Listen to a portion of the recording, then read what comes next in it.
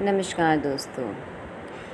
आज हम इस वीडियो में बताएंगे कि भगवान श्री कृष्ण के शरीर का वो कौन सा अंग है जो उनके जलने के बाद भी वो जला नहीं तथा आज भी संसार में विद्यमान है। तो आइए दोस्तों शुरुआत करते हैं। सभी को पता है श्री कृष्ण भगवान के बारे में। द्वापर युग में उनका जन्म हुआ था और उन्होंने अपनी बहुत सी लीलाओं के साथ लोगों का उद्धार किया था। श्री कृष्ण भगवान को श्राप के द्वारा ही मृत्यु हुई थी जब उन्होंने कुरुक्षेत्र का युद्ध समाप्त किया था। तो उसके बाद अपने पुत्रों की मृत्यु पर गांधारी को बड़ा ही क्रोध आया था और ऐसे में जब श्री कृष्ण भगवान गांधारी से मिलने गए तो गांधारी ने भगवान श्री कृष्ण को श्राप दिया कि 36 सालों के बाद तुम्हारी भी मृत्यु होगी और तुम्हारे पूरे वंश का सर्वनाश हो जाएगा। तब भी भगवान मुस्कुरा ही रहे थे क्योंकि उन्हें पता था कि उनका अंत इसी श्राप के द्वारा होना है।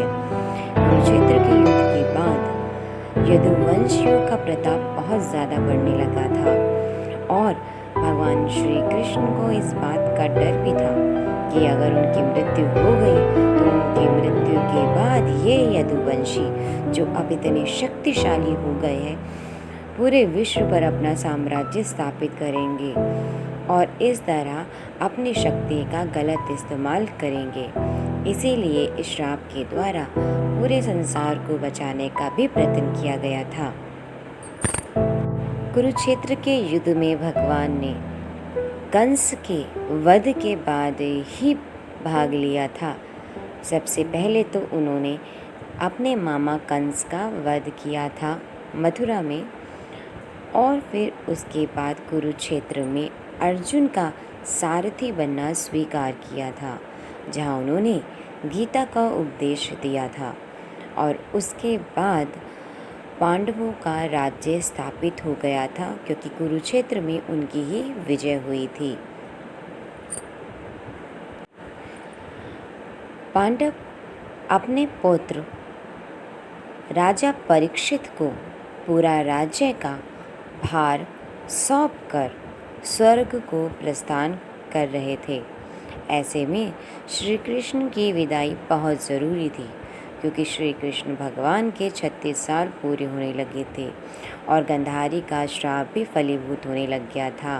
गांधारी के श्राप के कारण यदुवंशी अपने एक दूसरे को मारने लगे थे और इस तरह यदुवंश में फूट पड़ चुकी थी तथा कोई भी वहाँ खुश नहीं था। इस बात से भगवान श्री कृष्ण बड़े ही दुखी हुई। उन्होंने पार्थ को ये बात बताई और उसके बाद वह एक जंगल में चले गए जहाँ पर वो अलग रहा करते थे तथा साधना किया करते थे।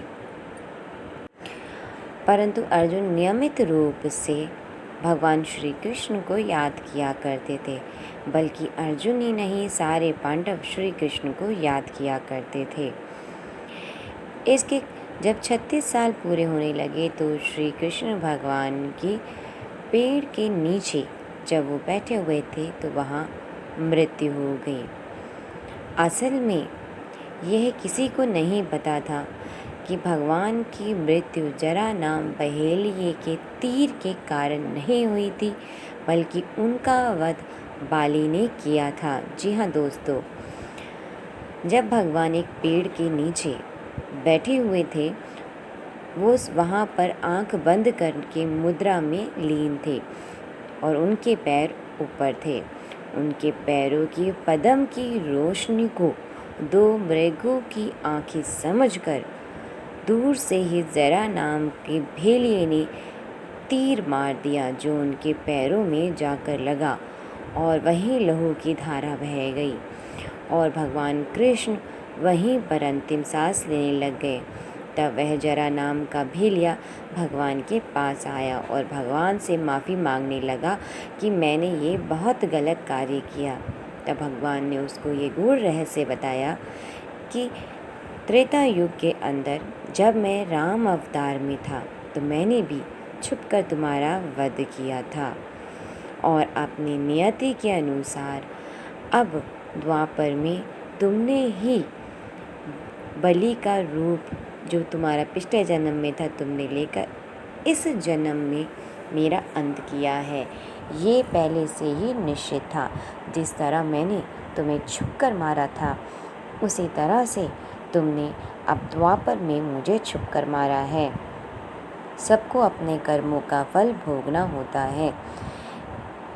ये कहने के बाद श्री कृष्ण भगवान ने अपने प्राण त्याग दिए और बाली वाला रहस्य जरा नाम के बहेलिए को बताया कि किस तरह से जब सुग्रीव और बाली का युद्ध हो रहा था उनकी राम अवतार में, तो सुग्रीव की बाली की इतना शक्तिशाली होने के कारण श्री राम भगवान को छुपकर बाली को तीर मारना पड़ा था ताकि बाली का संहार किया जा सके और सुग्रीव से किया वादा पूरा किया जा सके। इसके बाद भगवान श्री कृष्ण के शरीर से आत्मा मिलकर परमात्मा में लीन हो गई और भगवान अपने वैकुंठ धाम को प्रस्थान कर गए तथा जरा नाम का बहेलिया वहीं पर श्री कृष्ण भगवान की मृत्यु का शोक मनाने लगा। जब भगवान कृष्ण की मृत्यु का समाचार पांडवों को मिला तो पांडव वहां पर आए और श्री कृष्ण भगवान के पार्थिव शरीर को उठाया तथा उनका अंतिम संस्कार करने के लिए ले गए तथा उनका अंतिम संस्कार करने लगे। जब श्री कृष्ण भगवान का अंतिम संस्कार हो रहा था और उनको अग्नि दी गई तो पांडव यह देखकर बड़े हैरान हो गए कि अग्नि की ज्वाला के अंदर शरीर का सभी अंग खाक हो रहे थे, लेकिन सिर्फ एक अंग था श्री कृष्ण भगवान का जो जलाने से भी नहीं जल रहा था। उन्होंने अग्नि को देखा। उस अग्नि के अंदर भगवान श्री कृष्ण के हृदय को देखा जो जलाने पर भी नहीं जल रहा था। पांडवों ने अग्नि और भी तेज कर दी और दोबारा से हृदय को जलाने की कोशिश भी करी, लेकिन उसके बाद भी श्री कृष्ण भगवान का पावन हृदय जल नहीं पाया। ऐसे में पांडवों ने श्री कृष्ण भगवान के हृदय को ले जाकर एक नदी में बहा दिया और श्री कृष्ण भगवान को हाथ जोड़कर प्रार्थना करी। जिस जल में वो बहाया गया था हृदय, कुछ समय के बाद वह हृदय एक लकड़ी के रूप में परिवर्तित हो गया और वही लकड़ी जगन्नाथपुरी मंदिर के एक पुजारी को मिली। वह श्री कृष्ण जगन्नाथपुरी भगवान का बड़ा भगत था। उसने वह ले जाकर श्री जगन्नाथपुरी के हृदय में स्थापित कर दी और ऐसी मान्यता है कि हर 12 साल के बाद वहाँ की जगन्नाथपुरी की मूर्ति बदली जाती है, लेकिन श्री कृष्ण भगवान का हृदय रूपी झंडा हर मूर्ति में विद्यमान रहता है। अब ये तो सोचने वाली बात है कि ऐसा कैसे हो सकता है। ये साइंटिस्टों के लिए एक शोध का विषय भी हो सकता है कि किस तरह से ऐसा संभव है। लेकिन जैसा कि हम कह चुके हैं कि श्री कृष्ण भगवान इतने अपार, असीम, इतने निराकार है कि उनके बारे में जितनी भी बात करी जाए सारी ही व्यर्थ व बहुत छोटी है। कृष्ण भगवान को शब्दों के जाल में पिरोना बहुत मुश्किल है, लेकिन फिर भी हमने इस वीडियो के माध्यम से जगन्नाथपुरी की महत्ता और श्री कृष्ण भगवान के हृदय के रहस्य को आप लोगों के सामने उजागर करने की कोशिश करी है। उम्मीद है हम लोगों को कि जगन्नाथपुरी भगवान की और श्री कृष्ण भगवान के हृदय से संबंधित इस रहस्य को आप लोगों ने पसंद किया होगा।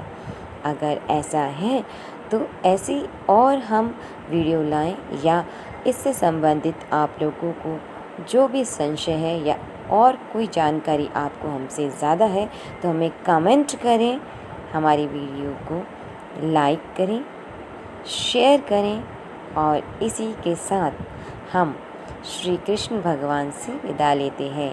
हरे राम राम राम हरे हरे, हरे कृष्ण कृष्ण कृष्ण हरे हरे।